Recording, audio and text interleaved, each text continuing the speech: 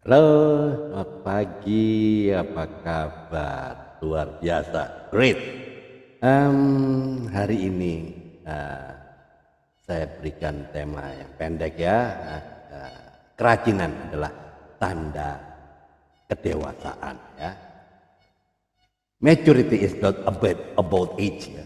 It's about how much you are willing to grow ya.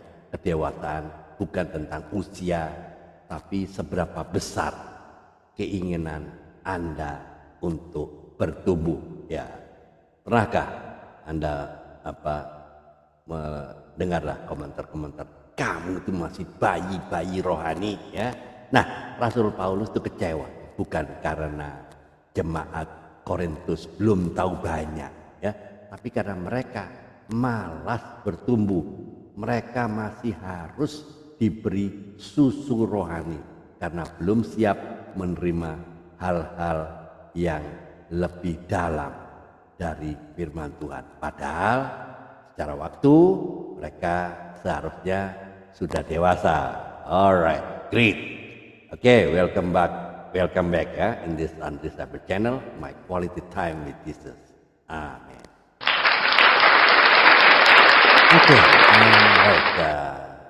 Contoh ya kehidupan sehari-hari di rumah ya, orang yang dewasa rohani tidak akan marah saat diminta untuk membersihkan rumah karena ia tahu tanggung jawab adalah bagian dari kasih gitu. Tapi bayi rohani beda, bilang apa? Kenapa selalu harus saya? Ya, kalau dewasa rohani pasti berkata, apalagi yang bisa saya bantu. Nah, beda kan? Nah, dalam pelayanan bayi rohani itu hanya muncul kalau ada panggung. Tapi orang yang dewasa rohaninya rajin datang lebih awal, mempersiapkan segalanya tanpa harus disuruh, tanpa harus diawasi. Nah, inilah bedanya ya. Don't serve for attention, serve with intention ya. Jangan melayani untuk diperhatikan, tapi dengan kesadaran. Nah, ini penting ya. Orang-orang dewasa rohani itu tidak menunggu suasana hati ya enggak untuk berdoa, baca firman. Ia rajin karena tahu bahwa iman itu perlu kedisiplinan ya. Kalau di tempat kerja atau di sekolah mungkin ya, orang yang dewasa rohaninya tidak curang dalam tugas, tidak cari jalan pintas, tidak hanya kerja kalau ada bos, ya enggak? Ya, kita enggak seperti itulah ya. Ia rajin karena ia tahu bahwa kerja adalah bagian dari ibadah. Jadi pesan moralnya apa itu? Ya, you cannot grow deeper in faith if you stay lazy in spirit. Ya, kamu tidak bisa bertumbuh dalam iman jika kamu tetap malas secara rohani. Nah, kerajinan adalah buah dari kemauan untuk kita mau bertumbuh ya.